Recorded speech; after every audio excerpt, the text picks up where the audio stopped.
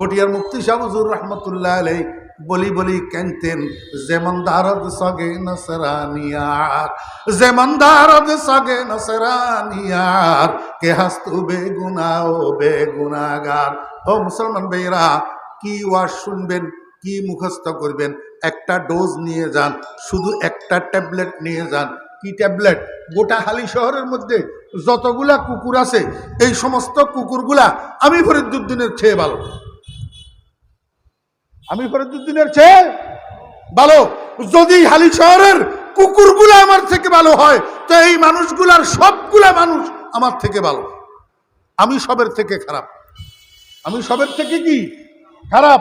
ও ভাইরা মুস্তাহাব, এই কথাটা দিলের মধ্যে আসার নাম গোলামি, এই কথাটা দিলের মধ্যে আসার নাম আব্দিয়ত, যেটার জন্য ফটিয়ার মুফতি শাহ হুজুর রহমতুল্লাহ আলাইহি বসে বসে কাঁদতেন, আয় আল্লাহ, আমার নফস অহংকার করতে চায়, আমার নফস বড়ত্ব চায়, আমার নফস বুজুর্গি চায়। আমি বুজুর্গি চাই না, আমি অহংকার চাই না, আমি বড়ত্ব চাই না, আমি তোমার গোলামি চাই। আয় আল্লাহ, তুমি আমারে তোমার গোলাম বানাইয়া দাও। আপনারা আল্লাহর গোলাম হইতে চাননি? কে কে আল্লাহর গোলাম হইতে চান? अल्लाह अकबर। बड़ाई की नहीं मुझको जरूरत, बड़ाई की नहीं मुझको जरूरत, গোলাম আপনা বানা মুঝকো খুদায়া। আয় আল্লাহ, সভাপতিগিরির আমার দরকার নাই, সেক্রেটারিগিরির আমার দরকার নাই, দুনিয়ার ফদফদবির আমার দরকার নাই, আমারে তুমি একটু গোলাম বানাইয়া দাও। আয় আল্লাহ, এই মসজিদে যত মুসল্লি এসছে নামাজ পড়ার জন্য, যারা ইমাম আছে, যারা মুয়াজ্জিন আছে, যারা খতিব আছে, আয় আল্লাহ, এই সমস্ত মানুষগুলা আমি সভাপতির থেকে উত্তম, আমি সেক্রেটারির থেকে উত্তম, আমি সদস্যর থেকে উত্তম, আমি ক্যাশিয়ার থেকে উত্তম, আমি সবের থেকে খারাপ। এই কথাটা অন্তরের মধ্যে আসার নাম হইল গোলামি। কি গোলামি? আল্লাহু আকবার। আমার ভাইরা দোস্ত আহবাব, মনে আছে না ভুলে গেছেন? আমি আপনাদেরকে কি বুঝাইতে চাইছিলাম? নফস, মন, মন। ওই বিয়াই কাজে মন বালা নাই। কি বালা নাই? মন বালা নাই। কেন মন বালা নাই? পোলায় বাপের লগে বেয়াদবি করছে, এই জন্য বাপের মন বালা নাই। এই জন্য সব গেছে, কিন্তু বাপ যায় নাই। এখন ঘটকে যাইয়া পোলারে পাঠাইছে, তুই যাইয়া মাপ চাইয়া তোর আব্বারে আন, না হলে তোর আব্বা তোর বিয়েতে অংশগ্রহণ করবে না। আমার ভাইরা, মন নামে একটা জিনিস যদি না থাকে, তাহলে মন বালা নাই এই কথাটা কেমনে বলে? এই মনটাকে আরবিতে বলে নফস। আরবিতে কি বলে? নফস। আল্লাহু আকবার। মনের একটা চাহিদা আছে নি? মনের একটা কি আছে? চাহিদা আছে। আল্লাহু আকবার। যেই মনটা সন্তুষ্ট মন, যেই নফসটা নফসে মুতমাইন্না, এর চাহিদা হইল সমস্ত বালা বালা চাহিদা। কি চাহিদা? বালা বালা চাহিদা।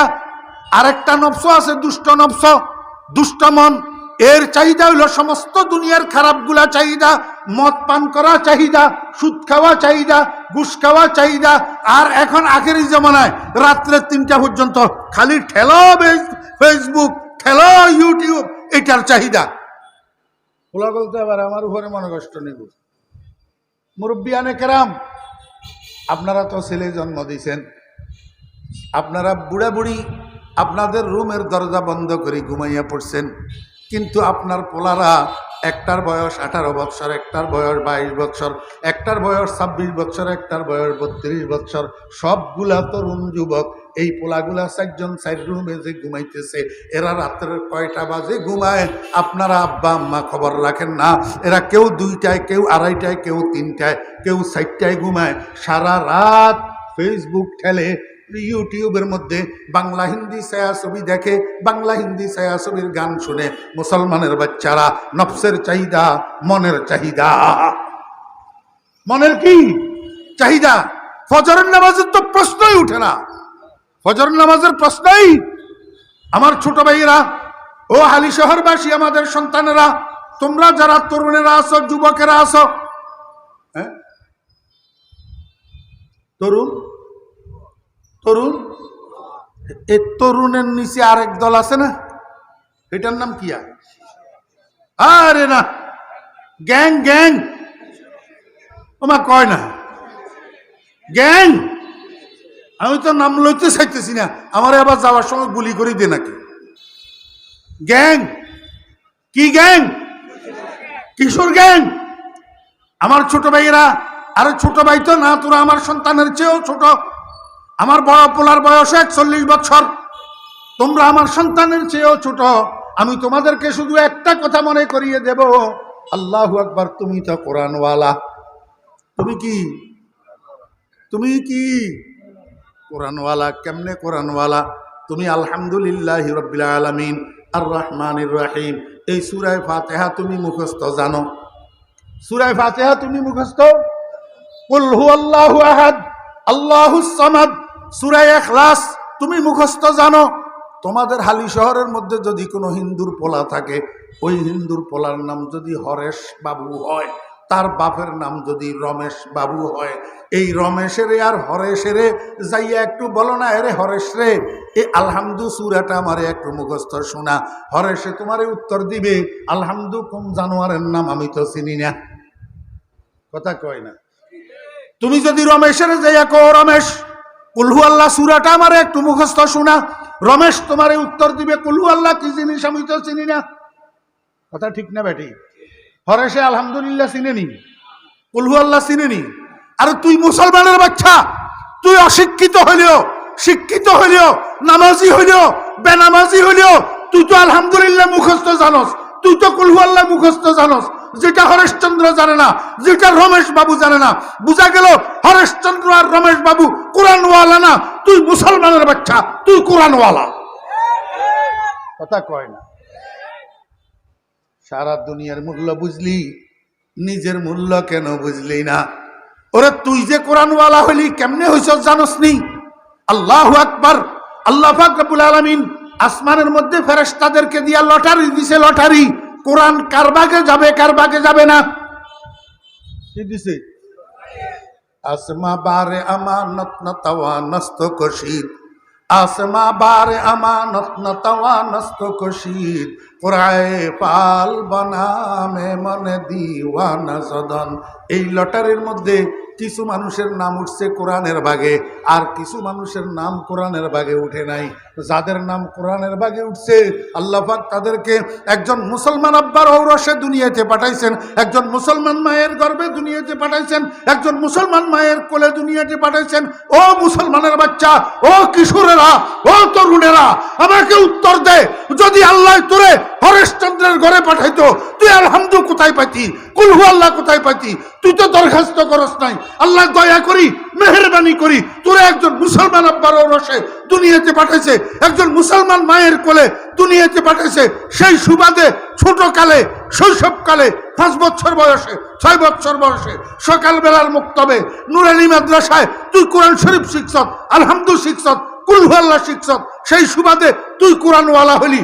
এখন কোরআনওয়ালা হইয়া তোর চাল চলন রমেশ বাবুর মতো কেন? তোর চাল চলন হরেশ বাবুর মতো কেন? মনে কষ্ট হলে আমার মাফ করে দিস, আর যদি মনে কষ্ট যায় মাফ করতে না পারস তো আমারে গুলি করে দিস, গুলি করে দি। আমারে কোথায় পাঠাইবি? আমি নিচের দিকে যাব তো, তুই কি জর্জ বুশের মতো 40,000 ফুট উপরের দিকে যাবি নি? 2 দিন পরে আমারে যেখানে পাঠাইবি তুইও সেখানে যাবি। আরেক মায়ের কোল খালি করি রাস্তায় লুটাইয়া দিতেছ, কোন মায়ের সন্তানকে গুলি করি খুন করতেছ, তুই কেন বুঝস না? 2 দিন পরে আরেকজনে আসি তুইও শিয়াল কুকুরের মতো রাস্তায় লুটাইয়া দিবে, তারা যেখানে পাঠাইছ তুইও সেখানে যাবি। এই জন্য রাজনীতির নামে খুনাখুনি বন্ধ কর, রাজনীতির নামে মানুষ মারা বন্ধ কর। যেই নেতা বাবার চোখের ইশারায়, যেই নেতা বাবার নোটের বান্ডিলের লোভে মানুষ মারার রাজনীতি করতেছ, সেই নেতা বাবা 2 দিন পরে তোর 2 পয়সা উপকারে আসবে না।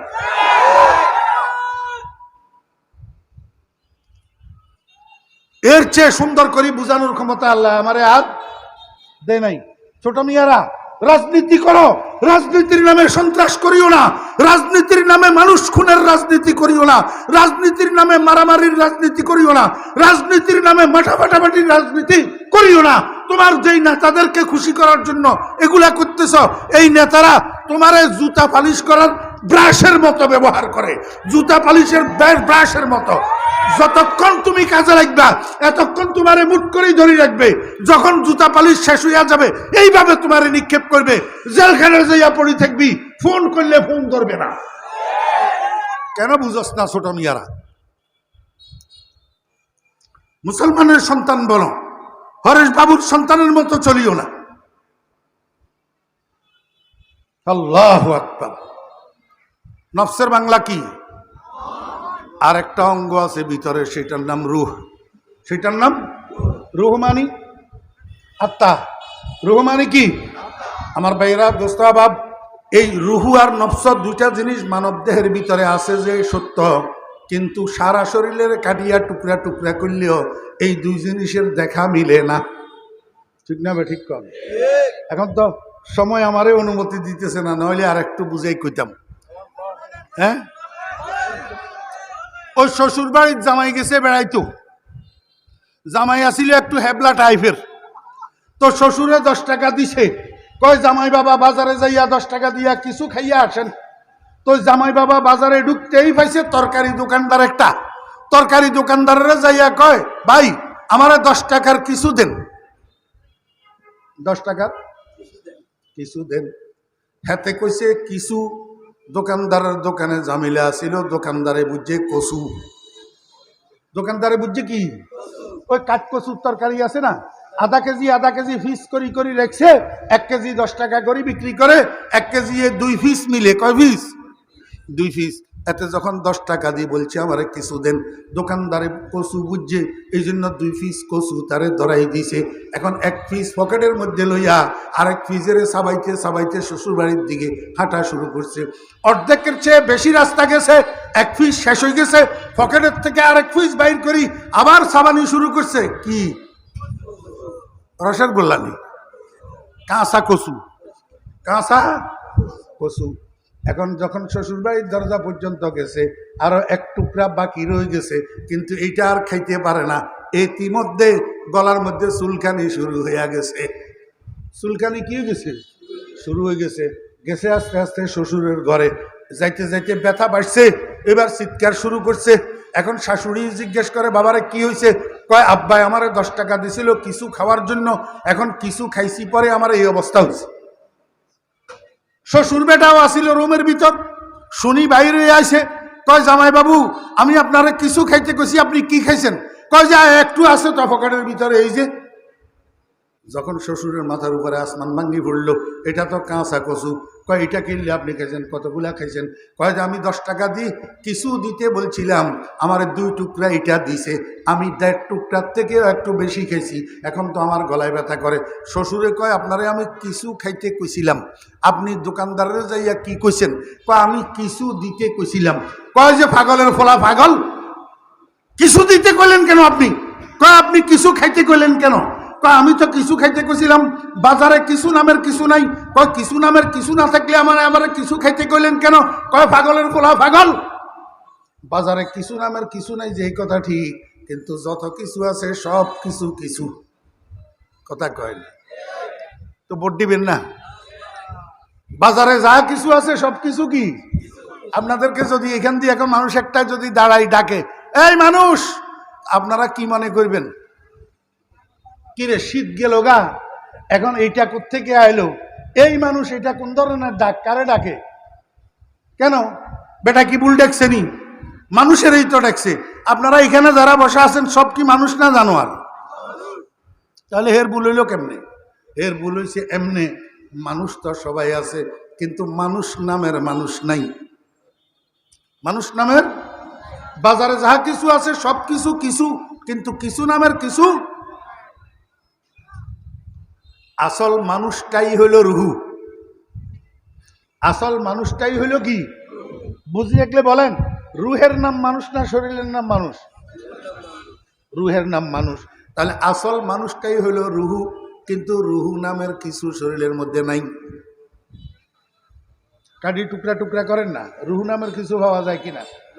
আমার ভাইয়েরা, দোস্ত আবাব, এই 2টা অঙ্গ মানব দেহের ভিতরে আছে, নফস আর রুহু, কিন্তু এই দুটোটার অস্তিত্ব নাই। আর একটা অঙ্গ আছে, সেটার নাম হইল কলব। বুঝু চাও তো দেন না কেউ।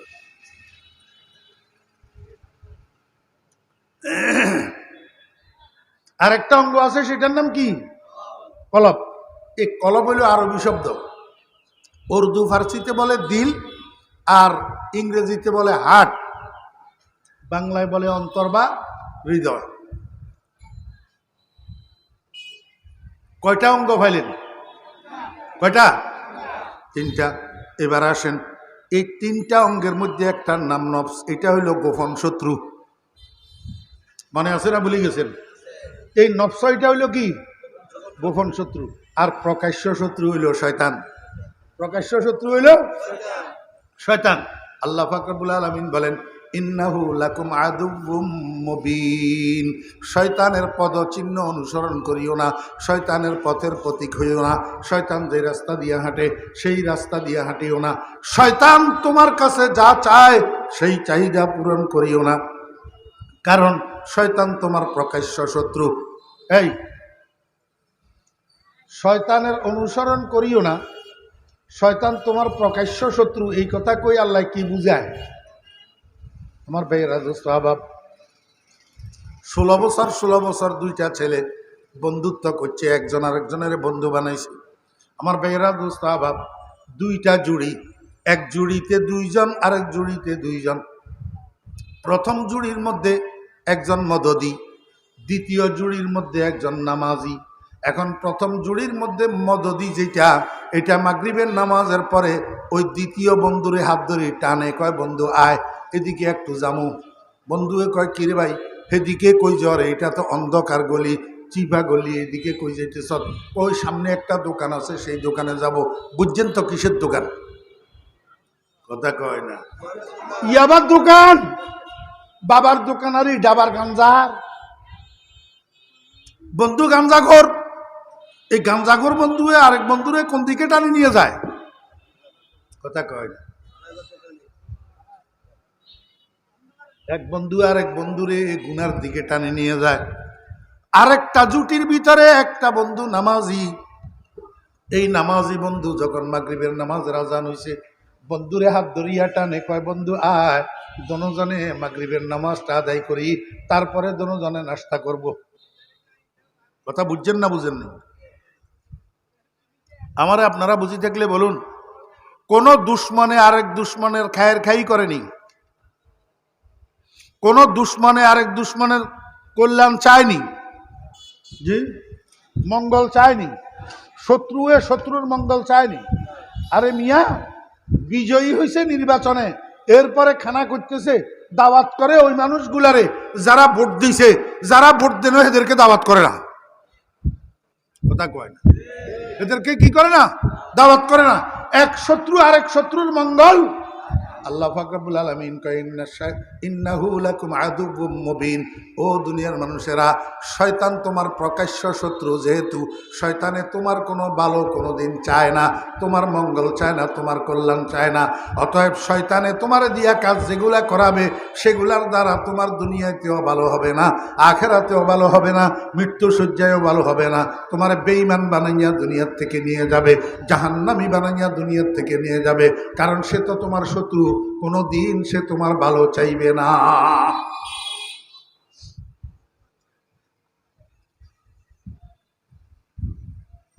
একটা কথা আপনাদেরকে একটু শিখাই দিই, শয়তানে আবার কোনো কোনো সময় মানুষের উপাস রাখি ধোঁকা দেয়, আর কোনো কোনো সময় অতিভোজন করাই ধোঁকা দেয়।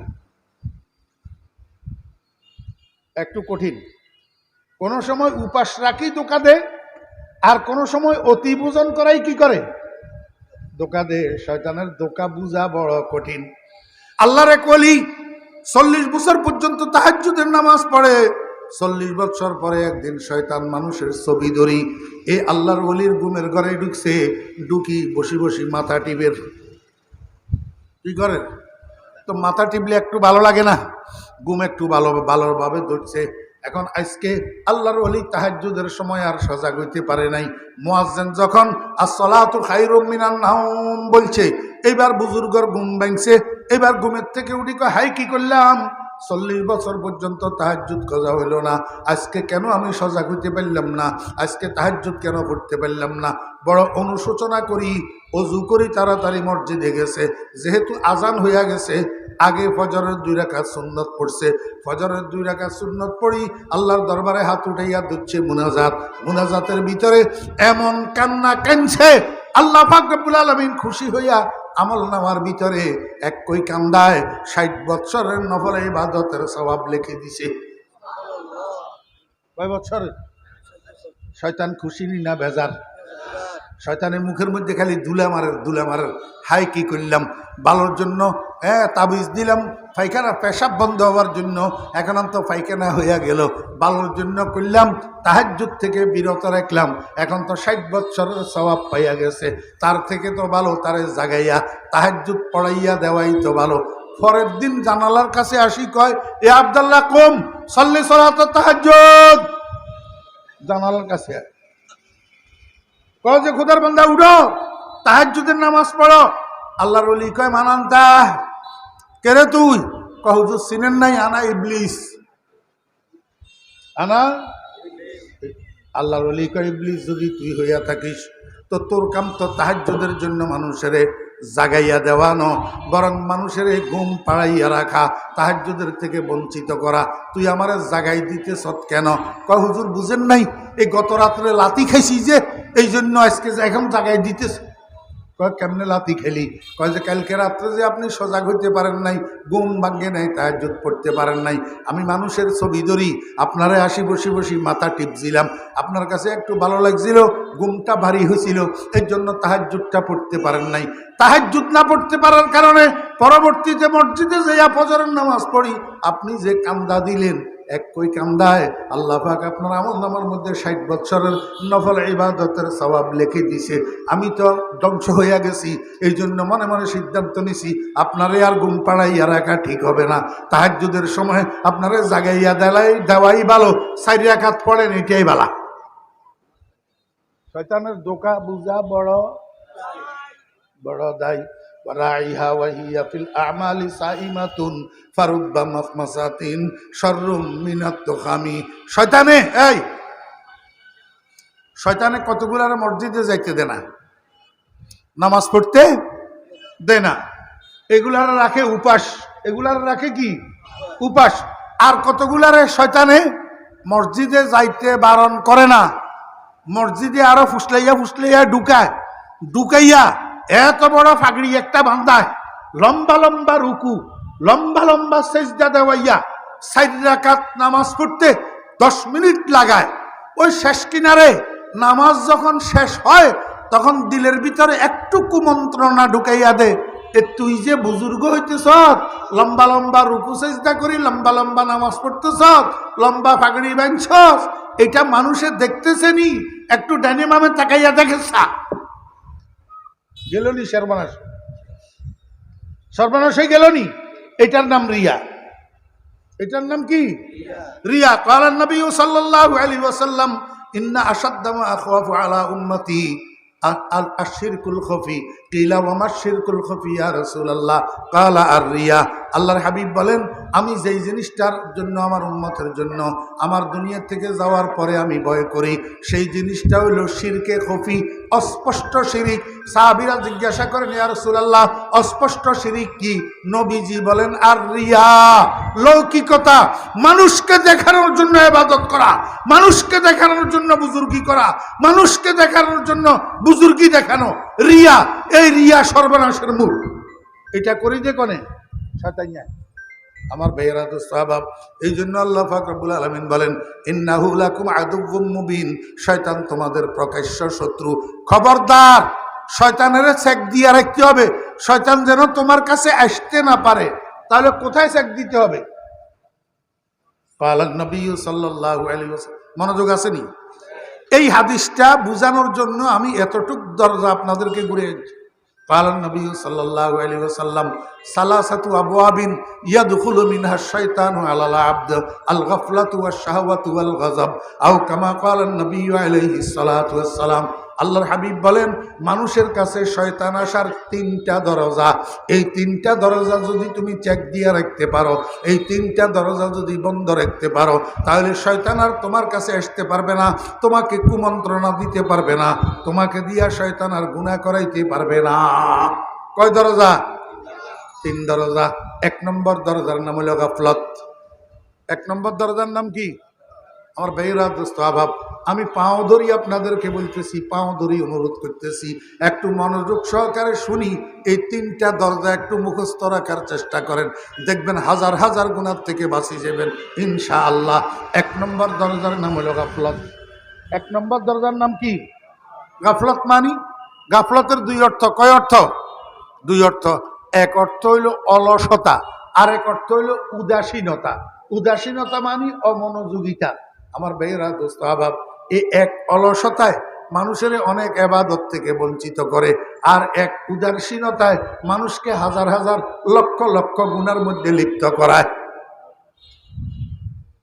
রাসূল আকরাম সাল্লাল্লাহু আলাইহি ওয়াসাল্লাম একটা মূলনীতি শিখাই দিছে আপনাদেরকে, আর আমি সেই মূলনীতিটা আপনাদের সামনে সামান্য উঠাই ধরতেছি। বিশ্লেষণ করার তো সময় নাই, বা সময় থাকলেও বিশ্লেষণ করলেও আপনারা মনে রাখতে পারবেন না। 1 নম্বর দরজার নাম হলো কি? আরবি শব্দ মনে রাখবেন। এই আরবি পরিভাষাগুলোকে চর্চা করবেন। মুসলমানের সন্তানেরা আরবি পরিভাষাগুলোকে রপ্ত করবেন। 1 নম্বর দরজার নাম গাফলত। গাফলতের কয় অর্থ? 1 নম্বর অলসতা। 1 নম্বর কি? মনে রাখবেন, অলস মানুষের দুনিয়াও বরবাদ, আখিরাতও বরবাদ। দুনিয়াও বরবাদ, আখিরাতও বরবাদ। ঘরে ভাত রান্না করার জন্য চাউল নাই, ফ্যামিলি মেম্বার 9 জন, হেতে দিনের 12টা পর্যন্ত ঘুমায়, কাজকর্ম করতে যায় না। কি কারণে? অলসতার কারণে। নিজেও উপাস থাকে, ঘরের মানুষগুলাকে উপাস রাখে। দুনিয়ায় বরবাদ হইল, নিনানা হইল। আমার ভাইরা, দোস্ত আহবাব, মুয়াজ্জিন যখন ফজরের সময় ডাকে, হাইয়া আলাস সালাহ, হে কম্বলারে আরো ভালো করি, মাথা মোড়াইয়া ঘুমায়, ঘুমের থেকে উঠে না, মসজিদে যায় না। কি কারণে? অলসতার কারণে। কিসের কারণে? অলসতার কারণে। আমার ভাইয়েরা, দোস্ত আহবাব, ব্যবসায়ীর ব্যবসা নষ্ট, চাকরিজীবীর চাকরি নষ্ট, আল্লার আল নষ্ট, জাল্লার জাল নষ্ট, ছাত্রদের লেখাপড়া নষ্ট। মাদ্রাসা বলেন আর স্কুল কলেজ বলেন, এই অলস পোলা সারা বছর লেখাপড়া করি, বছরের শেষে ফাইনাল এক্সাম যখন দে, ফাইনাল পরীক্ষা যখন দে, মাদ্রাসা বলেন আর স্কুল কলেজ বলেন, হেতে পাস করে না, ফেল মারে। কি করে? ফেল মারে। এই অলসতা বশত লেখাপড়া করে না, দুনিয়ায় বরবাদ হইল কি হইল না? আমার ভাইয়েরা, দোস্ত আহবাব, ফজরের নামাজটা অলসতার কারণে পড়ে না, এশার নামাজটা অলসতার কারণে পড়ে না, আখেরাত বরবাদ হইল। দুনিয়াও বরবাদ, আখেরাতও বরবাদ। এমনিভাবে উদাসীন মানুষ, অমনোযোগী মানুষের দুনিয়াও বরবাদ, আখেরাতও বরবাদ। কেমনে? আমার ভাইয়েরা, হাতে ড্রাইভার গাড়ি চালাইতেছে, বাম হাতে মোবাইল, ডাইন হাতে স্টিয়ারিং হুইল, ওই দিক থেকে বউয়ে মোবাইলের মধ্যে কইতেছে, তোমার 4 বছরের পোলাটা পানিতে পড়ি মারা গেছে। বউয়ে মোবাইলের মধ্যে কি করতেছে? তোমার 4 বছরের বাচ্চাটা পানিতে পড়ি মারা গেছে। এই সংবাদ শোনার পরে মানুষের হাল ঠিক থাকার কথা না। এখন মন গেছে গা সেই দিকে, সামনের দিক থেকে গাড়ি আসতেছে, খেয়াল করে নাই, দিছে সামনাসামনি মারি, নিজের গাড়িটাও ভাঙলো, আরেকজনের গাড়িটাও ভাঙলো, নিজেও মরল, সামনের ড্রাইভারটারেও মারল। কারণটা কি? অমনোযোগিতা, উদাসীনতা। কথা বুঝছেন নি না বুঝেন নাই? দুনিয়া বরবাদ হইল নি, আখেরাত বরবাদ। কেমনে আখেরাত বরবাদ? হে মসজিদে যায় 5 ওয়াক্ত আল্লাহু আকবার নামাজের নিয়ত বান্ধি, এবার ডুবাই চলে যায়, এবার খেতে চলে যায়, এবার অফিসে চলে যায়, না ঠিক মতো সুবহান রাব্বিয়াল আযীম আছে, না ঠিক মতো সুবহান রাব্বিয়াল আলা আছে, না তাশাহুদ আছে, না দরুদ শরীফ আছে, না দোয়ায়ে মাসুরা আছে। এটা ঘোড়ার ডিমের নামাজ নি। এই নামাজ তো তোর কিচ্ছু হইতেছে না, শুধু লেফট রাইট করতেছ, যে এইটাই হইতেছে। নামাজ ঘোড়ার ডিমও হইতেছে না। কি কারণ? এই নামাজের মধ্যে অমনোযোগী হওয়ার কারণে। আখেরাত বরবাদ হইল নি। আল্লাহর হাবিব জনাবে মুহাম্মদুর রাসূলুল্লাহ সাল্লাল্লাহু আলাইহি ওয়াসাল্লাম বলেন, আমার উম্মতেরা, শয়তানের প্রবঞ্চনা যদি বাঁচতে চাও, অলসতা ছাড়তে হবে, উদাসীনতা ছাড়তে হবে। এই দুটোটার সমন্বিত নাম হইল গাফলত। এই গাফলত তোমাকে ছাড়তে হবে। এই গাফলতের দরজা দিয়া তোমার কাছে শয়তান আসে। 2 নম্বর দরজার নাম হইল শাহওয়াত। 2 নম্বর দরজার নাম কি? শাহওয়াত। শাহওয়াত এটা আরবি শব্দ। শাহওয়াতের বাংলা কি? শাহওয়াতের বাংলা হইল ওই যে একটু আগে বুঝাইলাম, নফসমানি মন। নফসমানি মন, মনের একটা চাহিদা আসেনি। কারো কারো মনে ভালো চাহিদা চায়, কারো কারো মনে খারাপ চাহিদা চায়। এই যে মনের চাহিদা, এটা যদি রসুলের তরিকা পরিপন্থী হয় সেটার নাম শাহওয়াত। কথা বুঝার চেষ্টা করিয়েন। মনের চাহিদা যদি রসুলের তরিকার পরিপন্থী হয় সেটার নাম কি? এই জন্য হুজুরে পাক সাল্লাল্লাহু আলাইহি ওয়াসাল্লাম বলছেন, লা ইউমিনু আহাদুকুম হাত্তা ইয়াকুনা হাওয়াহু তাবআন লিমা জিতু বিহি। হযরত উলামায়ে কেরামের ফায়দা বেশি, তালেবে ইলমদের ফায়দা বেশি। লা ইউমিনু আহাদুকুম হাত্তা ইয়াকুনা হাওয়াহু তাবআন লিমা জিতু বিহি। আল্লাহর হাবিব বলেন, তুমি ততক্ষণ পরিপূর্ণ ঈমানদার হইতে পারবে না যতক্ষণ না তোমার মনের চাহিদা আমি নবীর আদর্শের অনুসারী না হয়। আমি নবীর আদর্শের অনুসারী না হয়। তাহলে খাহেসাত শাহওয়াত কাকে বলে? মানুষের মন চাহিদা যেটা নবীর আদর্শ বহির্ভূত হয় সেটা হলো শাহওয়াত, সেটা হলো মন চাহিদা। বুঝে থাকলে বলেন না। মদ পান করা নবীর আদর্শ, জি। সুদ খাওয়া নবীর আদর্শ, পতিতালয়ে যাওয়া নবীর আদর্শ, বেগানা মেয়ের সাথে গার্লফ্রেন্ড করি আল্লাহু আকবার পার্কে ঘুরা নবীর আদর্শ। নাউজুবিল্লাহ, কোনো দিন নবীর আদর্শ হইতে পারে না। এটা মন চাহিদা। এটা কি? মন চাহিদা। এরকম যত গুনার কাজ আছে যেগুলা আমার মনে চায় এগুলার নাম হলো শাহওয়াত। আল্লাহর হাবিব জনাব রাসূলুল্লাহ সাল্লাল্লাহু আলাইহি ওয়াসাল্লাম বলেন, ও উম্মত, শুধু তোমার মন চাইলেই তুমি করিবা এমনটা নয়। আমার আদর্শের কোষ্ঠী পাথরের লগে একটু বসিয়া দেখবা আমার আদর্শের সাথে মিলে আসেনি। তুমি যত বড় হও না কেন, তোমার স্ত্রীকে লইয়া রাস্তায় যদি খোলা চেহারায় বাইর হও তাহলে বুঝতে হবে এটা তোমার মন চাহিদা। এটা তুমি মনের চাহিদা পূরণ করতেছ। আমি নবীর আদর্শ বেপরদা চলা নয়। কথা বুঝছেন না বুঝেন নাই? আল্লাহু আকবার। 3 নম্বর দরজাটার নাম হলো গজব। মাওলানা মুজিবুল হক সাহেব আসছে, ফরাজি সাহেব, ওনাকে নিয়ে আসেন, স্টেজে নিয়ে আসেন। 3 নম্বর দরজার নাম কি? কথা কয় না। গজব আরবিতে কি কয়? গজব শব্দের অর্থ হলো রাগ, ক্রোধ। এই রাগের 3টা স্তর আছে। রাগের কয়টা স্তর? 3টা স্তর। আল্লাহু আকবার। এই 3 স্তরের মধ্যে একটা স্তর ভালো, যেটা মিডিয়াম স্তর। এটা ইসলামী সায়েন্সের পরিভাষায় এটাকে বলে সুজাত। আর 2টা স্তর হইল ঘৃণিত, আর 2টা স্তর হইল অগ্রাহ্য। একটার নাম জুবুন আর একটার নাম তাহাব্বুর। একটার নাম জুবুন আর একটার নাম তাহাব্বুর। জুবুন হইল কাপুরুষতার নাম। তোমার ন্যায্য অধিকার সংরক্ষণ করার জন্য যেই রাগের দরকার সেই রাগ তোমার কাছে না থাকার নাম কাপুরুষতা। কথা কয় না। 30 বছর পর্যন্ত তোমার আব্বাই দোকান করলো, এখন 30 বছর পরে সন্ত্রাসী 2 জন লাঠি 2টা লইয়া যদি তোমার কাছে আসি কয় এটা আমাদের দোকান, তুই গদি থেকে নাম, তো তুমি কি করবা? ভাইজান মারিয়েন না, আপনারা বসেন, আমি ছাড়ি দিলাম না। এটা তোর ন্যায্য অধিকার। তোর বাবার 30 বছরের দোকান, তোর কাছে এই রাগ থাকতে হবে। আর একটা লাঠি লইয়া উল্টা ঘুরি তোকে দাঁড়াইতে হবে। এই বেটারা, কে তোরা? আমার দোকান, আমি কেন তোদেরকে ছাড়বো? এই রাগ তোর কাছে থাকতে হবে তোর ন্যায্য অধিকার সংরক্ষণ করার জন্য। এই পরিমাণ রাগ যদি তোর কাছে না থাকে তাহলে তুই কাপুরুষ। তাহলে তুই কি? ও ইমানদাররা, যদি তোমার আল্লাহর উপরে আক্রমণ আসে, যদি তোমার রসুলের উপরে আক্রমণ আসে, কেউ কোনো নাস্তিক যদি তোমার আল্লাহকে গালি দেয়, তোমার রসুলকে যদি গালি দেয়, তোমার আল্লাহর সম্ভ্রম রক্ষা করার জন্য, তোমার রসুলের সম্ভ্রম রক্ষা করার জন্য, প্রতিবাদ করার জন্য, প্রতিহত করার জন্য যেই পরিমাণ রাগের দরকার সেই রাগ যদি তোর কাছে না থাকে তাহলে তুই কাপুরুষ। তাহলে তুই কি? কাপুরুষ। এটাকে ইসলামী সায়েন্সের পরিভাষায় বলে জুবুন। আর ইসলামী সায়েন্সের পরিভাষায় রাগের একটা উগ্র স্তর আছে, এটাকে বলে তাহাব্বুর। তাহাব্বুর মানে উগ্র রাগ। যেই রাগের মধ্যে মানুষ গেলে, যেই রাগে মানুষের পাইলে মানুষটার দিক বিদিক জ্ঞান থাকে না, হুঁশ ঠিক থাকে না, কারে কি বলে ঠিক করে না, কাকে কি করতেছে ঠিক করে না, নিজের ঘরের সমস্ত সিরামিক সরঞ্জামগুলার লাঠি দিয়া পিটাইয়া চুরমার করে ফেলে।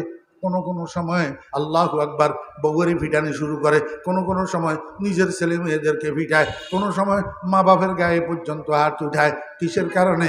রাগের কারণে। এই যে রাস্তায় রাস্তায় সন্ত্রাস হইতেছে, মানুষ খুন হইতেছে, একজন আরেকজনকে আহত করতেছে, একজন আরেকজনকে নিহত করতেছে, এর মূলে ম্যাক্সিমাম কার্যকরী এই উগ্র রাগ। উগ্র।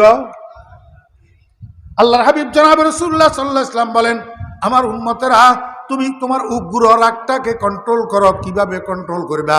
যখন তোমার কাছে রাগ আসতেছে তুমি দেখবা তখন বেশি বেশি করি আউযু বিল্লাহি মিনাশ শাইতানির রাজিম, আউযু বিল্লাহি মিনাশ শাইতানির রাজিম, আউযু বিল্লাহি মিনাশ শাইতানির রাজিম। যত বেশি পড়বে আস্তে আস্তে রাগ ঠান্ডা হয়ে যাবে। আল্লাহর নবী বলেন যদি এইটার দ্বারাও যদি রাগ তোমার না থামে তাহলে এক কাজ করো, তুমি যদি দাঁড়ানো থাকো বসে যাও, রাগ ঠান্ডা হয়ে যাবে। যদি বসা থাকো শুইয়া যাও, রাগ ঠান্ডা হয়ে যাবে। যদি এইটার দ্বারাও রাগ না থামে তাড়াতাড়ি অজু করো, দেখবা অজু করলে তোমার রাগ ঠান্ডা হয়ে যাবে। যদি অজুর দ্বারাও রাগ ঠান্ডা না হয় সেই অজু দিয়া 2 রাকাত নামাজের নিয়ত বান্ধ, 2 রাকাত নফল নামাজের নিয়ত বান্ধ। 2 রাকাত নফল নামাজ শেষ হইতে হইতে দেখবা তোমার কাছে আর রাগের গোষ্ঠীও থাকবে না। রাগের গোষ্ঠীও কি থাকবে না।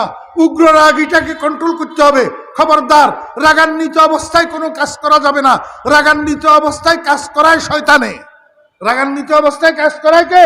শয়তানে।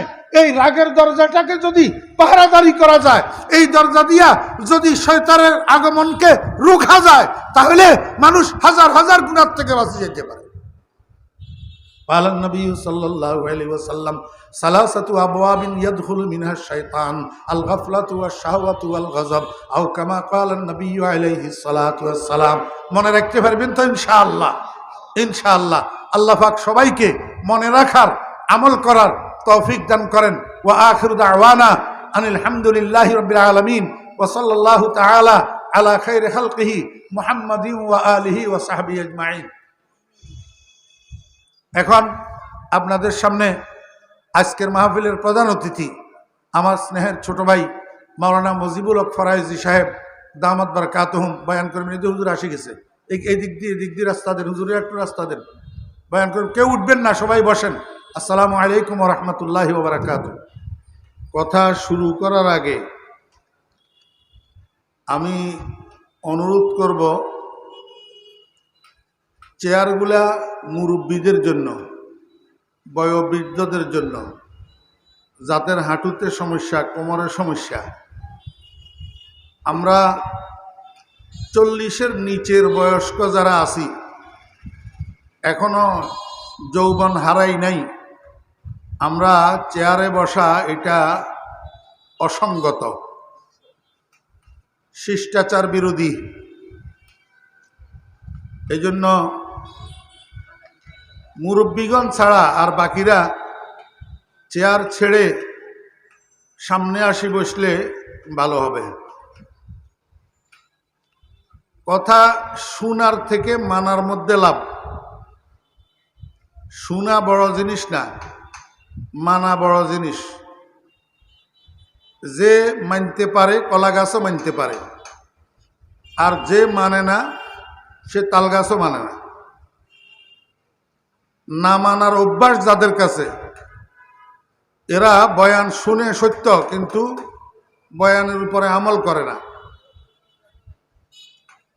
1 নম্বর। 2 নম্বর, মাহফিলের উত্তর পূর্ব কোণে যেই ভাইরা দাঁড়াইয়া আছেন, আমি আপনাদেরকে বলবো পুকুরের ঘাটে যাইয়া দাঁড়াইয়া থাকলে ফরজ গোসল আদায় হয় না, পানির মধ্যে ডুব দেওয়া লাগে। ঝর্ণার নিচে দাঁড়াইয়া গোটা শরীরে পানি দিয়া ভিজানো লাগে, নতুবা ফরজ গোসল আদায় হয় না। আজকের এই মাহফিলের প্যান্ডেল, এই শামিয়ানার নিচের জায়গাটা, এটা আল্লাহর রহমতের পুকুর। এখানের ভিতরে ঢুকে বসা শোনা আর বাহিরে দাঁড়াই দাঁড়াই শোনা কোনো দিনও এক হইতে পারে না। এই জন্য আমি বলবো কিছু শ্রোতা মাহফিলের আশেপাশে দাঁড়াই থাকে, উনারা আসলে বয়ান শোনার জন্য আসে না, উনারা লবণ টেস্ট করার জন্য আসে। লবণ টেস্ট বুঝেননি? মহিলারা তরকারি রান্না করার পরে একটু জোল কিছু দিয়া জিব্বার মধ্যে লাগাইয়া দেখে লবণে হইল না না হইল। কথা বুঝছেন না বুঝেন নেই? এই শ্রোতাও কতগুলা লবণ টেস্ট করেনেওয়ালা আছে। একটু সুরতুর ভালো হইলে, কথাবার্তার মধ্যে একটু যুক্তি মুক্তি থাকলে তো আস্তে আস্তে আগায়, আর না হইলে আস্তে আস্তে ফিসের দিকে ঘুরে। এটা কোনো শ্রোতা না। ফুলের উপরে যেই পোকাগুলা বসে এগুলা 3 প্রকার। কয় প্রকার? কথা বলেন। এক প্রকারের পোকা হইল প্রজাপতি, আমরা দেশীয় ভাষায় কয় পদ্মা। আরেক প্রকারের পোকা হইল মৌমাছি, আরেক প্রকারের পোকা হইল বল্লা। প্রজাপতি ফুলের উপরে বসে।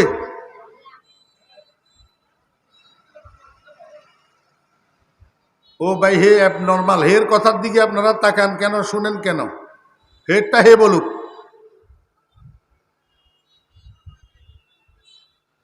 নিজেরটা নিজে শুনেন। এদিক সেদিক যদি মনোযোগ যায় আপনি ঘোড়ার ডিমের শ্রোতা নি। প্রজাপতি ফুলের উপরে বসে। দোস্ত, আপনি আলেম মানুষ, এখানে কেন দাঁড়ায় রয়েছেন? মানুষ তবিয়ত বুঝে না। প্রজাপতি ফুলের উপরে বসে, এক ফুলের থেকে আরেক ফুলে টকাটকি করে, ফুলের থেকে কিছু আহরণ করে না। মৌমাছি ফুলের উপরে বসে, ফুলের থেকে মধু আহরণ করে, মুখে কইরা মধুকে নিয়া মৌচাকের মধ্যে জমা করে, সেখান থেকে মধু ব্যবসায়ীরা মধু নিয়া বাজারে বিক্রি করে। দুনিয়ার মানুষ এই মধুর দ্বারাই উপকৃত হয়। আর বল্লা ফুলের উপরে বসে, ফুলের থেকে বিষ আহরণ করে। বিষ যদি কোনো মানুষকে একটা কামড় দিতে পারে তো ওই বেচারার 2-4 ঘন্টার আরাম হারাম হইয়া যায়। কথা বুঝছেন না বুঝেন নাই? এবার বুঝেন, বিভিন্ন মাহফিলে যে সমস্ত শ্রোতারা আসে, এই শ্রোতাগুলা 3 প্রকার। এক প্রকার হলো প্রজাপতি মার্কা শ্রোতা, আরেক প্রকার হলো মৌমাছি মার্কা শ্রোতা, আরেক প্রকার হলো বল্লা মার্কা শ্রোতা। প্রজাপতি মার্কা শ্রোতা এই মাহফিলের থেকে এই মাহফিলে, এই মাহফিলের থেকে এই মাহফিলে খালি টকাটকি করে। গোড়ার ডিমও সারা জীবনে কিছু আহরণ করতে পারে না। সারা জীবন ওয়াজ শুনে কোরআন শরীফের একটা আয়াতের অনুবাদও শিখতে পারে না। মৌমাছি মার্কা শ্রোতা যেগুলা, এগুলা মনোযোগ সহকারে বয়ান শুনে, বয়ানের মধ্যে মধু মার্কা যেসব আলোচনা, আমলের বয়ান, ইমানের বয়ান, সুন্নতের বয়ান, এগুলাকে মনোযোগ সহকারে শুনি আহরণ করে। আহরণ করে মানি মুখস্থ রাখার চেষ্টা করে, পরের দিন থেকে একটা একটা কথার উপরে আমল করে, অন্যকে আমল করার দাওয়াত দেয়, নিজেও উপকৃত হয়, অন্যরাও উপকৃত হয়। আর বল্লা মার্কা শ্রোতা যেগুলা, এগুলা বয়ান শোনার জন্য আসে, মনোযোগ সহকারে এমনি কান খাড়া করে শুনে, ভালোগুলা না, খালি হুজুরের কোন জায়গায় একটা ভুল হয় সেটা শুনে।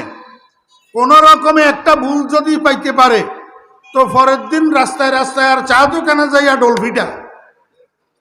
এগুলা হইল বল্লা মার্কা শ্রোতা। ভালোগুলা শুনে না, ওই বিষগুলা শুনে। এখন আপনারা আমাকে বলেন, আপনারা এই 3 প্রকারের কোন প্রকারের শ্রোতা হইতে চান? জাযাকুমুল্লাহ। এইটাও সবাই মনোযোগ সহকারে শুনে নাই। মনোযোগ সহকারে এইটাও সবাই শুনে নাই, অথবা শুনছে উত্তর দেয় নাই। কেন উত্তর দেয় নাই? আমি একটু 1 মিনিট আপনাদেরকে এইটা বুঝাই দিই, কথা শেষ। কেন উত্তর দিল না? আমি আজকে আপনাদের এখানে বিনা দাওয়াতে আসি নাই। প্লেনের টিকিট করি পাঠাই, আমাকে এখানে আনা হয়েছে আপনাদের সামনে মাইকের সামনে বসার জন্য। অতএব কারণে আমি যতক্ষণ এই মাইকের সামনে বসা আছি, আমি আপনাদের সকলের শিক্ষক, আর আপনারা সকল আমার ছাত্র। মুরব্বিয়ানে কেরাম যিনারা আছেন, মুরব্বিগণ, আপনারা বলতে পারেন, হুজুর আমরা তো আপনার থেকে বয়সে সিনিয়র, আমাদেরকে কেমনে ছাত্র বানাইবেন? আমি আপনাদেরকে বলবো, মুরব্বিগণ, ছাত্র হওয়ার জন্য বয়স কম হওয়া লাগে না, শিক্ষক হওয়ার জন্য বয়স বেশি হওয়া লাগে না। হযরতে আব্বাস রাদিয়াল্লাহু আনহু রাসূল আকরাম সাল্লাল্লাহু আলাইহি ওয়াসাল্লামের চাচা, বয়স বেশি, আর রাসূল আকরাম সাল্লাল্লাহু আলাইহি ওয়াসাল্লাম ভাতিজা, বয়স কম। আপনারা এখানে একটু বলুন, এখানে শিক্ষককে ছাত্রকে?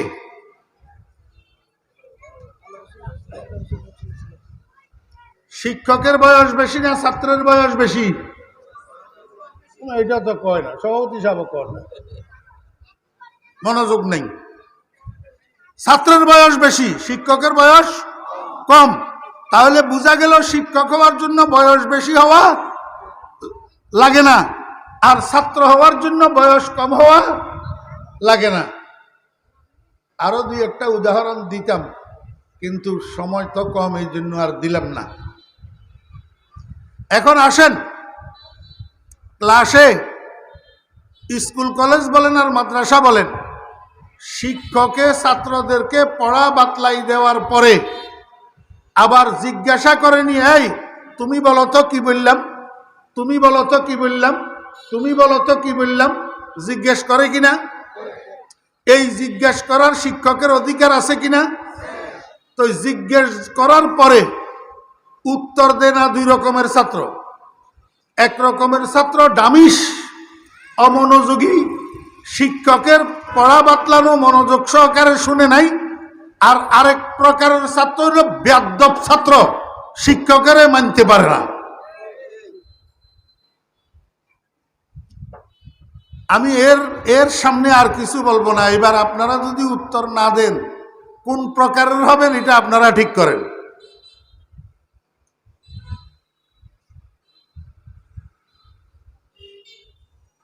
মনোযোগ আসেনি? ওই তারপরেও তো কতগুলা বাইরে দাঁড়ায় দাঁড়ায় রয়েছে, সেগুলা ভিতরে ঢুকে না। কইলে তা আস্তে আস্তে ডাইনে বামে কাটে, তারপরেও ভিতরে আসে না। আমি বুঝি না, একটা মানুষ 2 কিলোমিটার রাস্তা যাওয়ার জন্য যখন বাসে উঠে ডাইনে বামে তাকায় সিট খালি আছে কিনা, কারণ দাঁড়াই থাকতে কষ্ট, বসতে আরাম। আর উল্টা হইল ওয়াজের মাহফিলে, মুসলমান এবং মুসলমানের বাচ্চা কতগুলা ওয়াজের মাহফিলে আসলে বসতে কষ্ট হয়, দাঁড়াই থাকতে আরাম পায়। দাঁড়াই থাকতে কি পায়? আরাম পায়। আসলে কি দাঁড়াই থাকতে আরাম না বসতে আরাম? তাহলে এরা বসে না কেন, দাঁড়াই থাকতে চায় কেন? বুঝা গেল? আর আসলে এরা দ্বীনের প্রেম, ধর্মের প্রেম, ইসলামের প্রেম, কোরআনের প্রেম নিয়ে এখানে আসে নাই, তামাশা দেখার জন্য আসছে।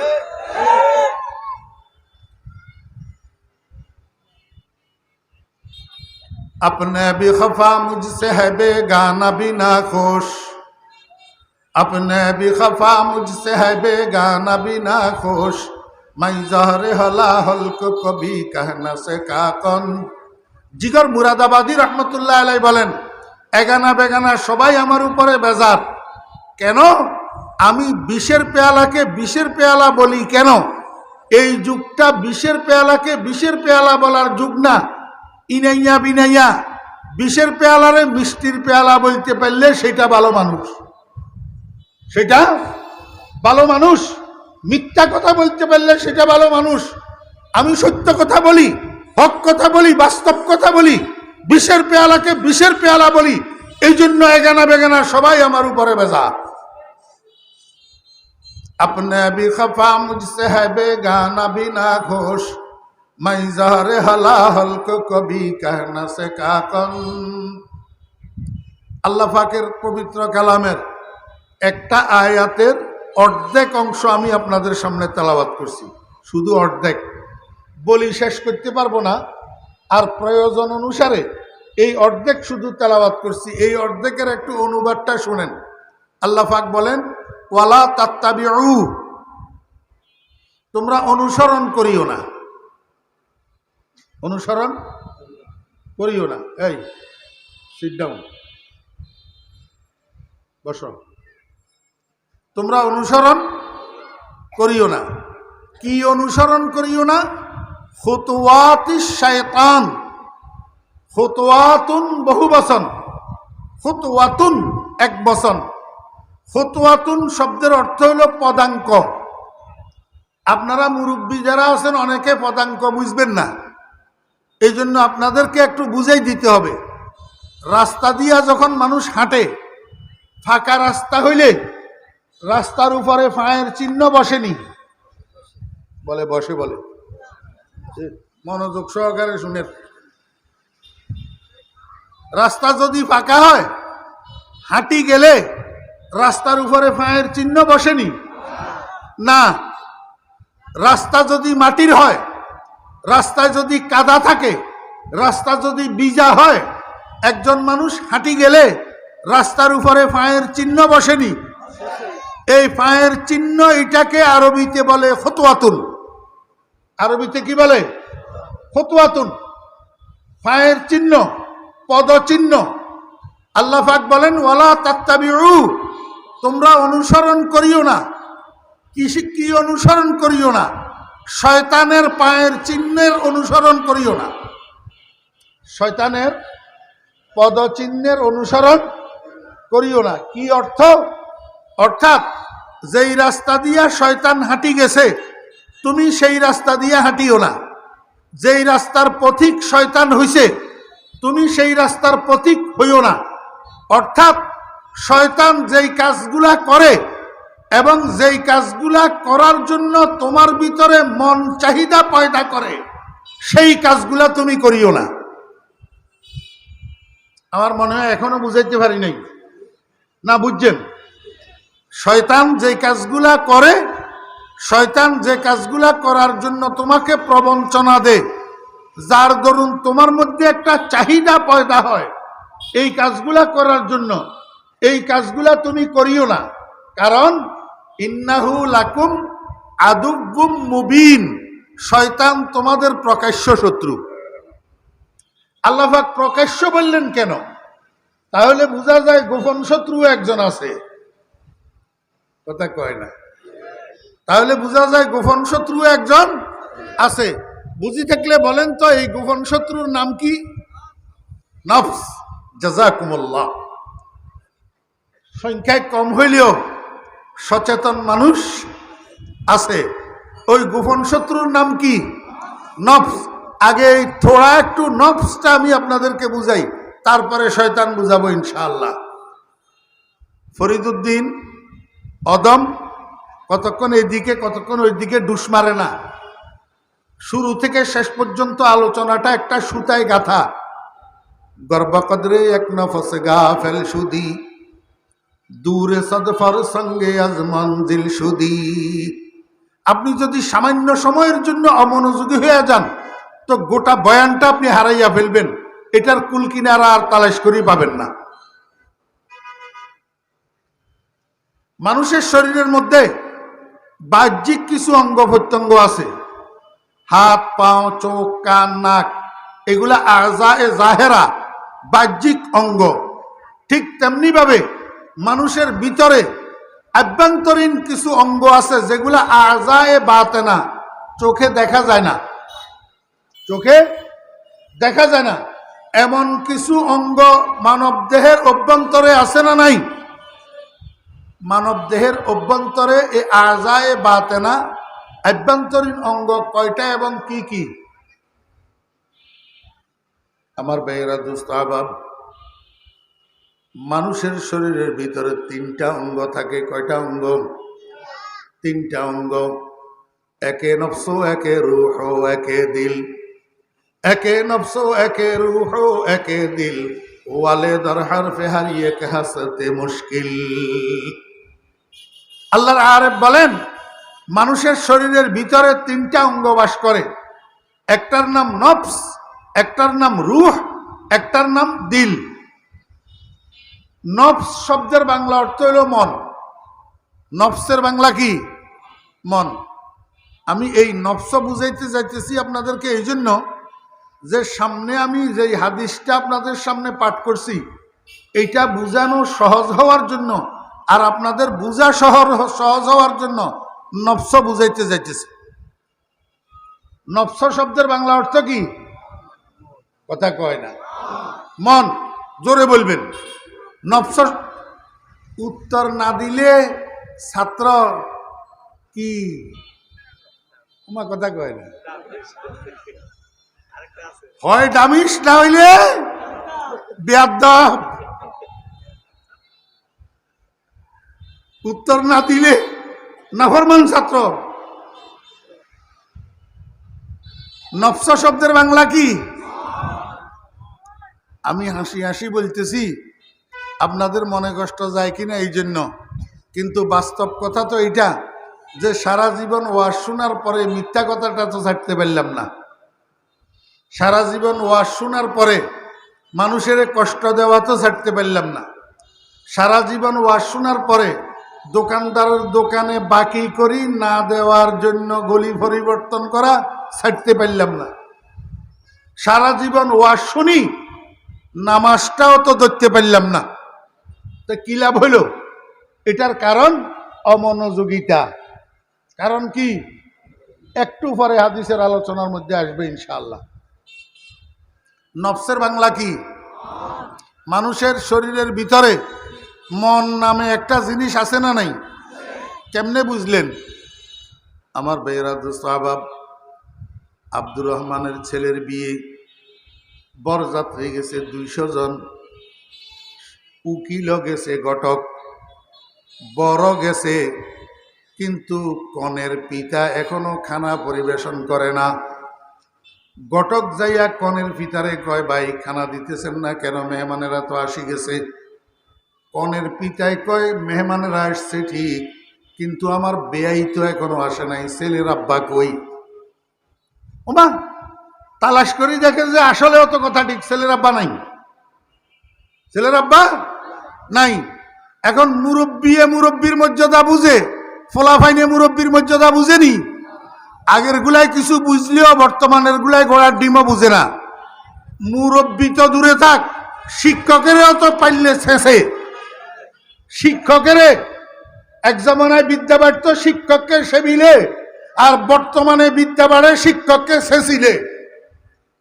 এখনের পোলারা মুরব্বী মানেনি, বেআইয়ে বেআইয়ের মর্যাদা বুঝে। এই জন্য বেআইয়ে কয়, আমার বেআই কই? বেআই যতক্ষণ না আসে ততক্ষণ আমি খানা পরিবেশন করতে পারবো।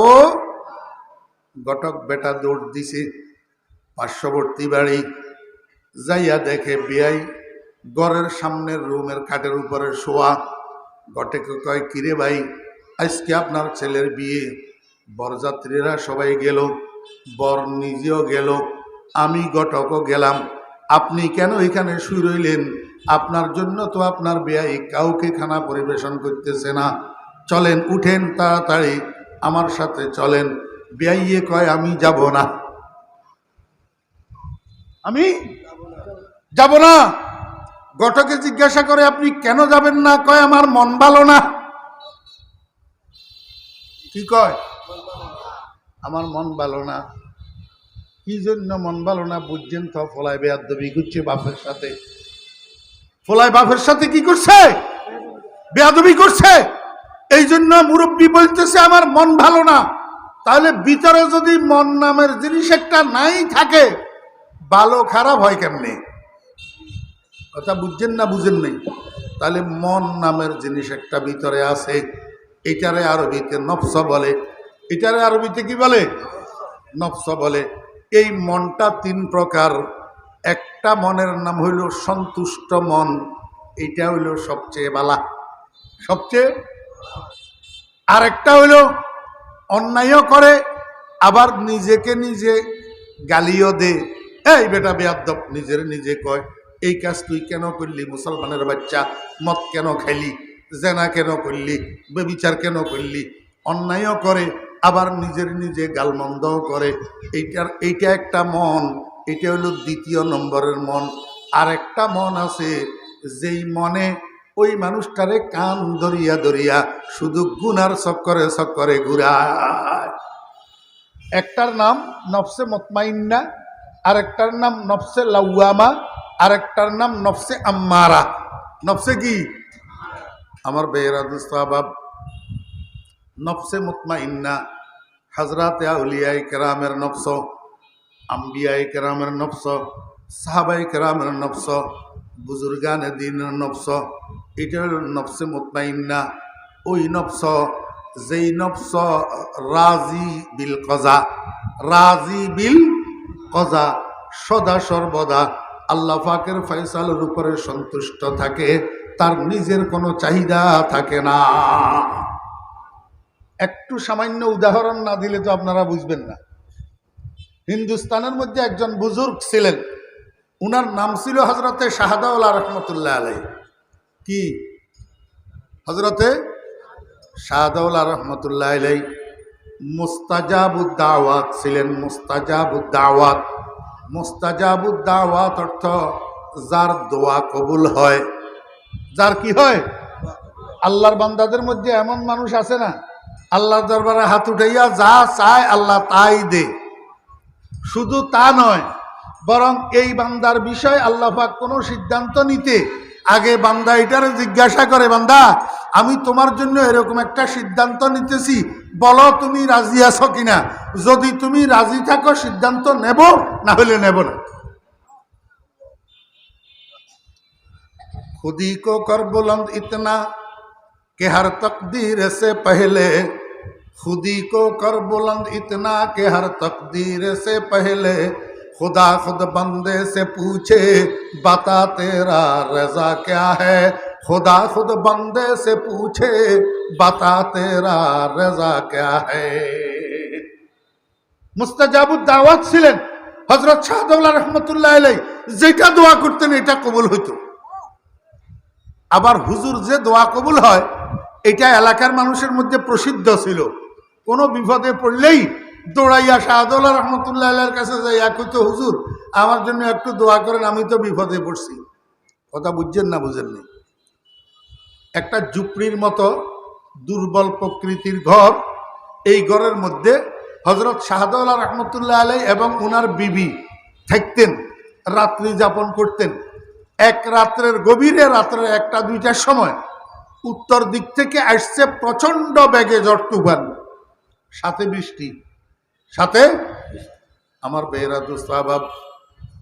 ঝড়ের প্রবলতার কারণে গড়টারে একবার দক্ষিণ দিকে কাজ করে, দুর্বল ঘর তো ঝুপড়ি টাইপের ঘর, দক্ষিণ দিকে একবার কাত করে, আবার সোজা করে, আবার কাত করে, আবার সোজা করে, গড়টা পড়ে যাওয়ার উপক্রম হইয়া যায়।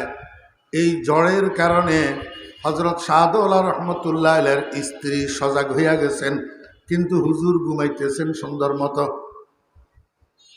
বিবি যখন দেখছে তুফান খুব জোরে প্রবাহিত হইতেছে, গড়টা পড়ে যাওয়ার উপক্রম, স্ত্রী মনে মনে কয়, এই গভীর রাত্রে অন্ধকারের মধ্যে যদি গড়টা পড়ে যায় বৃষ্টির ভিতরে কোথায় যাইয়া দাঁড়াবো।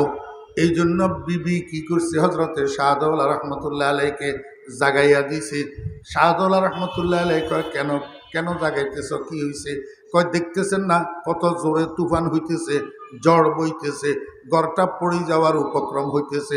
ঘর যদি পড়ে যায় এই রাত দুপুরে বৃষ্টির মধ্যে কোথায় যাব? কয়, তাহলে আমি কি করব? কয়, 3-4টা বাঁশের খুঁটি নিয়ে একটু দক্ষিণ দিকে যদি ঠেস লাগান তাহলে হয়তো ঘরটা রক্ষা হইতে পারে। হযরত শাহদাউল্লাহ রহমতুল্লাহ আলাইহি শোয়ার থেকে উঠছে, কয় তাই নাকি? দক্ষিণমুখী ঘর, দক্ষিণ দিকে দরজা দিয়া বাইর হইছে, বাইর হইয়া ঘরের উত্তর সাইডে গেছে, উত্তর সাইডে যাইয়া এবার ঘরে ঠেলের। তুফানের বাতাসে কোন দিক থেকে ঠেলের? উত্তর দিক থেকে দক্ষিণ দিকে। এখন হুজুরে ঠেলে কোন দিকে? উত্তর দিক থেকে দক্ষিণ দিকে। বিবিয়ে কয়, এই কি করতেছেন? কয়, ঠেলতেছি। কয়, কোন দিকে? কয়, যেদিকে তুফানে ঠেলতেছে সেদিকে। কয়, এই জন্য কি আপনাকে জাগাই দিছিলাম? আপনাকে জাগাই দিছিলাম দক্ষিণ দিক থেকে বাঁশের 2-4টা খুঁটি দিয়া ঠেস দেওয়ার জন্য, ঘরটা রক্ষা হওয়ার জন্য।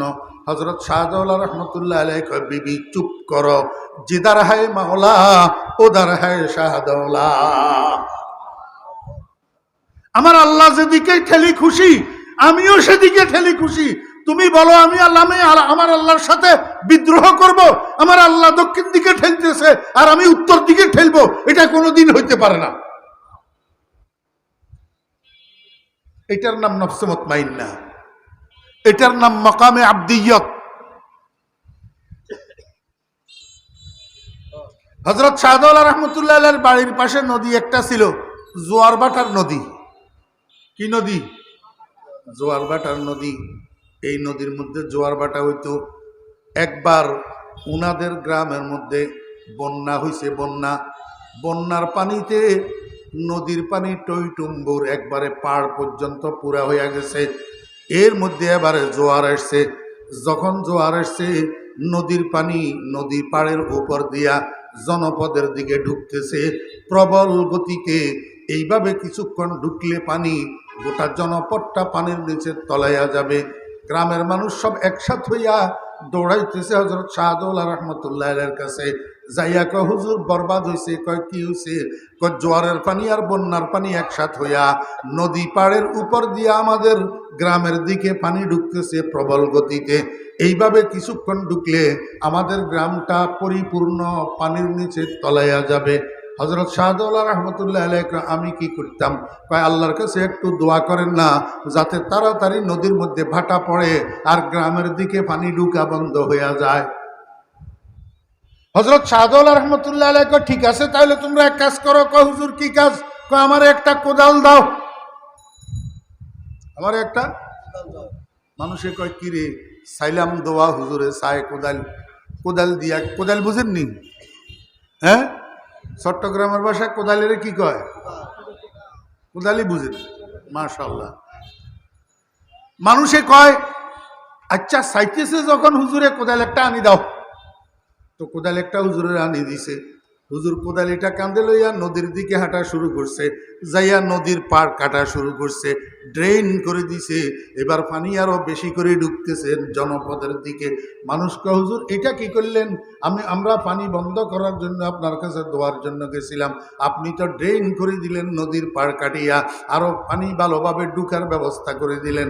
হযরত শাহজালাল রহমতুল্লাহ আলাইহি কয়, চুপ করো, জিদার হায় মাওলা উদার হায় শাহদৌলা। আমার আল্লাহ পানি যেদিকে নিয়ে খুশি আমিও সেদিকে নিয়ে খুশি। তোমরা চাও আমি আমার আল্লাহর সাথে বিদ্রোহ করি? আমার আল্লাহ পানি একদিকে নিবে, আমি আরেক দিকে নেওয়ার চেষ্টা করব, এটা কোনোদিন হবে না। এটার নাম নফসে মুতমাইন্না, এটার নাম মকামে আবদিয়ত। আব্দহু মাই বখশে আবদিয়ত মুঝে, ওয়াজহে সদে ইজ্জত है ये जिल्लत मुझे। আমার ভাইরা দোস্তাবাব, এখন তো আমরা আল্লাহ পাকের গোলাম বনতে রাজি নাই।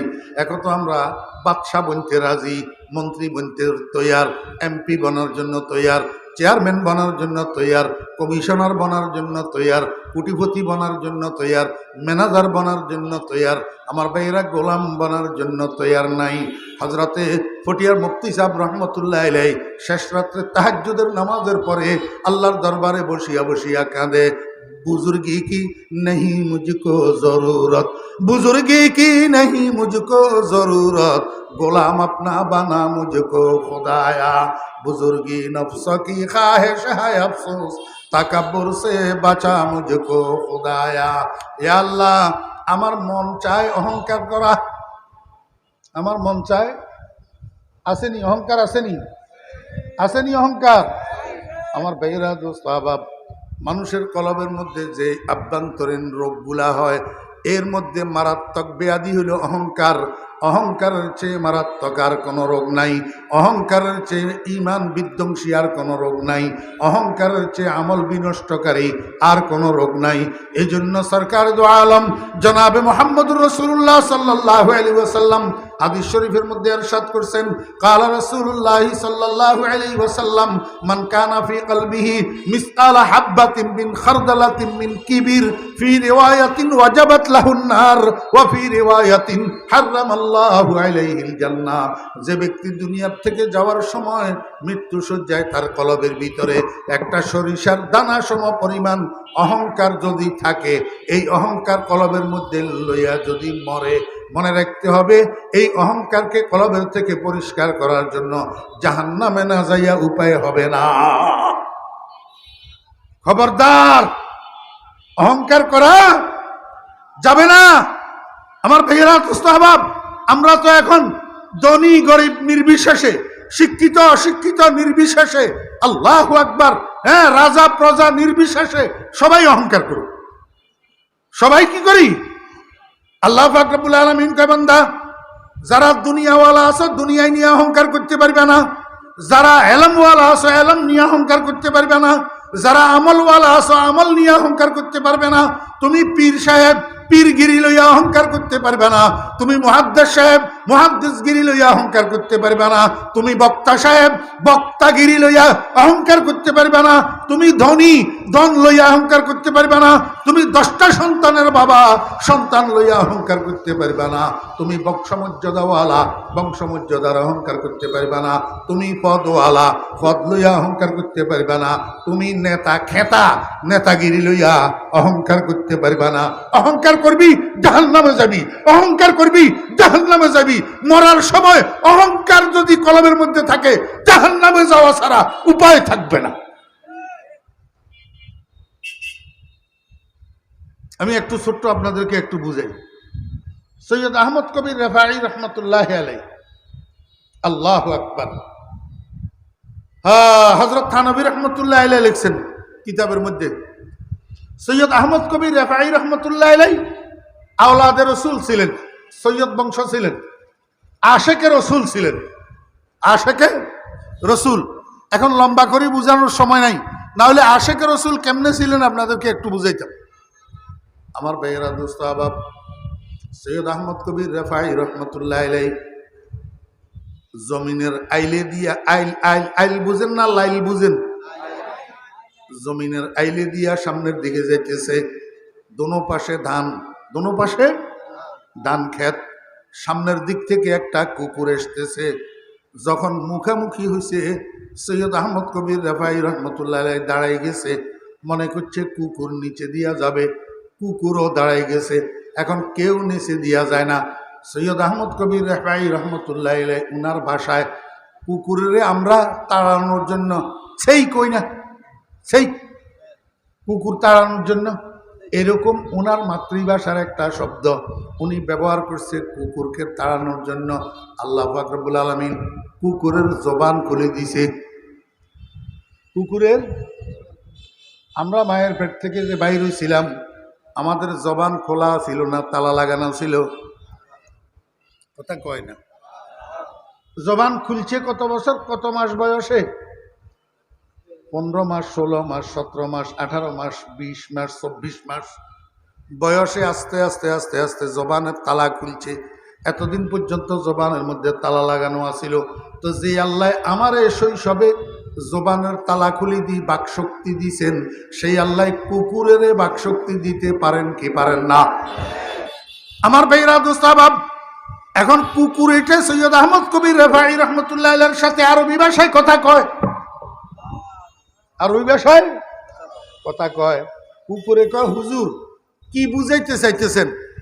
সৈয়দ আহমদ কবির রেফাঈ রহমতুল্লাহ আলাইহি কয় আমার রাস্তা কেন বন্ধ করলি, রাস্তার উপরে দাঁড়াই রইলি কেন, নিচে দিয়া নামি যা। কুকুরে কয় আমি কেন নিচে দিয়া নামবো, আপনি নিচে দিয়া নামলে কি অসুবিধা হয়? সৈয়দ আহমদ কবির রেফাঈ রহমতুল্লাহ আলাইহি কয় কুকুর বুঝলি না, আমি আশরাফুল মখলুকাত ইনসান, আমি গোটা সৃষ্টির মধ্যে সবচেয়ে সম্মানী সৃষ্টি। আমার শরীরে পরিষ্কার পরিচ্ছন্ন পবিত্র জামা কাপড়, এগুলা দিয়ে আমি নামাজ পড়ি। এখন যদি আমি নিচে দিয়া যাই আমার শরীরে আমার জামা কাপড়ে ময়লা লাগবে। তুই তো এমনিই মাথার তালু থেকে পায়ের তালু পর্যন্ত নাপাক, তোর মুখের লালাগুলা যদি একটা থালা বাসনে লাগে, নবীজি বলছেন 7 বার দোয়া লাগে, এর মধ্যে প্রথমবার মাটি দিয়া মাজিয়া মাজিয়া দোয়া লাগে, না হলে জলাতঙ্ক রোগের জীবাণু নষ্ট হয় না। কোন দিকে কইতাম কথা? 1450 বছর আগে মুহাম্মদুর রাসূলুল্লাহ সাল্লাল্লাহু আলাইহি ওয়াসাল্লাম ডাক্তারি করে গেছেন, যদি কারো থালা বাসনের মধ্যে কুকুরের লালা লাগে সেটাকে 7 বার ধুইবা, এর মধ্যে প্রথমবার মাটি দিয়া মাজিয়া ঘষিয়া ধুইবা, মাটি দিয়া মাজিয়া ঘষিয়া ধুইলে তো জলাতঙ্ক রোগের জীবাণু নষ্ট হবে, না হলে তুমি জলাতঙ্ক রোগে আক্রান্ত হইয়া মারা যাবে। 1450 বছরের পরের আধুনিক স্বাস্থ্য বিজ্ঞানীরা মুহাম্মদুর রাসূলুল্লাহ সাল্লাল্লাহু আলাইহি ওয়াসাল্লামের এই স্বাস্থ্য বিজ্ঞানের সাথে ঐকমত্য পোষণ করতেছে যে মাটির মধ্যে কুকুরের লালার ভিতরে জলাতঙ্ক রোগের যেই জীবাণু থাকে, কুকুরের দাঁতের মধ্যে জলাতঙ্ক রোগের যেই বিষ থাকে, মাটির মধ্যে জলাতঙ্ক রোগের জীবাণু নষ্ট করার উপাদান আছে। 1450 বছর পরে আধুনিক স্বাস্থ্য বিজ্ঞানীরা মুহাম্মদ রাসূলুল্লাহ সাল্লাল্লাহু আলাইহি ওয়াসাল্লামের সাথে ঐকমত্য পোষণ করতেছে। এখন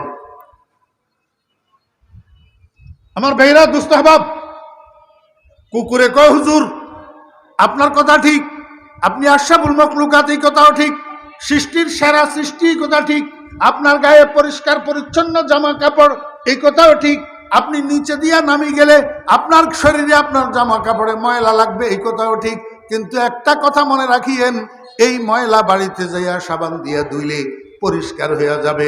এখন আমি যদি নিচে দিয়া যাই, আপনার দিলের মধ্যে যে একটু সামান্য অহংকার আসবে, আমি কুকুর থেকে ভালো, আনা খাইরুম মিনাল কলব, আমি কুকুর থেকে ভালো। এই স্বভাবটা কিন্তু শয়তানের স্বভাব, এই স্বভাবটা কিন্তু কি শয়তানের স্বভাব। শয়তান বলছিল আমি আদম থেকে ভালো। এই অহংকারটা আপনার কলবের মধ্যে একটু সামান্য থাকবে, যে মনে রাখবেন এটা দুনিয়ার কোনো সাবানের দোলাই হবে না, এটা দোলাই করার জন্য জাহান্নামের আগুন ছাড়া বিকল্প কোনো ব্যবস্থা নাই। সৈয়দ আহমদ কবির রেফাই রহমতুল্লাহ আলাইহি কুকুরের কাছে সারেন্ডার করি, কয় কুকুর, তোর তো এত বড় ক্ষমতা নাই, তোর এত সাহস হয় নাই আমার সাথে আরবি কথা বলার, আমাকে শিক্ষা দেওয়ার, তোর এত সাহস নাই। আমি বুঝছি আমার ভিতরে যে সামান্যটুকু একটু অহংকারের লেশ এসেছিল, এটাকে পরিষ্কার করার জন্য আমার বন্ধু তোকে লেলিয়ে দিছে আমার সামনে, অহংকার থেকে আমাকে মুক্ত করার জন্য। অকুকুর, আমি বুঝছি তুই কুকুর মারা গেলে তোর জন্য ফুলসেরাত নাই, তোর জন্য জান্নাত জাহান্নাম নাই, কারণ তোর কাছে গুনাহ নাই, আমার তো গুনাহ আছে। আমি যদি কিয়ামতের ময়দানে নিষ্কৃতি না পাই, তাহলে তো ফুলসেরাত পার হইতে পারবো না, আমি তো জাহান্নামের মধ্যে পড়ে যাব। অতএব তুই কুকুর আমার থেকে ভালো। এই জন্য ফটিয়ার মুফতি শাহ হুজুর রহমতুল্লাহ আলাইহি বলি বলি কেনতেন, যেমন দারদ সগে নসরানিয়ার, যেমন দারদ সগে নসরানিয়ার, কে হাস্তু বেগুনা ও বেগুনাগার। ও মুসলমান ভাইরা, কি ওয়াজ শুনবেন, কি মুখস্থ করবেন, একটা ডোজ নিয়ে যান, শুধু একটা ট্যাবলেট নিয়ে যান। কি ট্যাবলেট? গোটা হালি শহরের মধ্যে যতগুলা কুকুর আছে, এই সমস্ত কুকুরগুলা আমি ফরিদুদ্দিনের চেয়ে ভালো, আমি ফরিদুদ্দিনের চেয়ে ভালো। যদি হালি শহরের কুকুরগুলা আমার থেকে ভালো হয়, তো এই মানুষগুলার সবগুলা মানুষ আমার থেকে ভালো। আমি সবের থেকে খারাপ, আমি সবের থেকে কি খারাপ। ও ভাইরা মুস্তাহবাব, এই কথাটা দিলের মধ্যে আসার নাম গোলামি, এই কথাটা দিলের মধ্যে আসার নাম আব্দিয়ত, যেটার জন্য ফটিয়ার মুফতি শাহ হুজুর রহমতুল্লাহ আলাইহি বসে বসে কাঁদতেন, আয় আল্লাহ, আমার নফস অহংকার করতে চায়, আমার নফস বড়ত্ব চায়, আমার নফস বুজুর্গি চায়।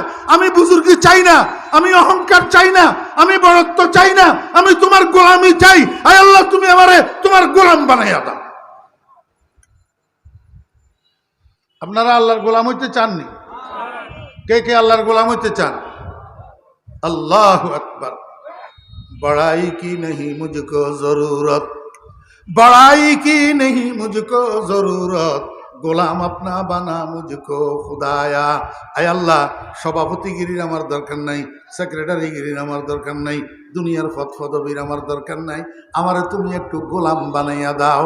আয় আল্লাহ, এই মসজিদে যত মুসল্লি এসছে নামাজ পড়ার জন্য, যারা ইমাম আছে, যারা মুয়াজ্জিন আছে, যারা খতিব আছে, আয় আল্লাহ, এই সমস্ত মানুষগুলা আমি সভাপতির থেকে উত্তম, আমি সেক্রেটারির থেকে উত্তম, আমি সদস্যর থেকে উত্তম, আমি ক্যাশিয়ার থেকে উত্তম, আমি সবের থেকে খারাপ। এই কথাটা অন্তরের মধ্যে আসার নাম হইল গোলামি। কি গোলামি? আল্লাহু আকবার। আমার ভাইরা দোস্ত আহবাব, মনে আছে না ভুলে গেছেন? আমি আপনাদেরকে কি বুঝাইতে চাইছিলাম? নফস, মন, মন। ওই বিয়াই কাজে মন বালা নাই। কি বালা নাই? মন বালা নাই। কেন মন বালা নাই? পোলায় বাপের লগে বেয়াদবি করছে, এই জন্য বাপের মন বালা নাই। এই জন্য সব গেছে কিন্তু বাপ যায় নাই। এখন ঘটকে যাইয়া পোলারে পাঠাইছে, তুই যাইয়া মাপ চাইয়া তোর আব্বারে আন, না হলে তোর আব্বা তোর বিয়েতে অংশগ্রহণ করবে না।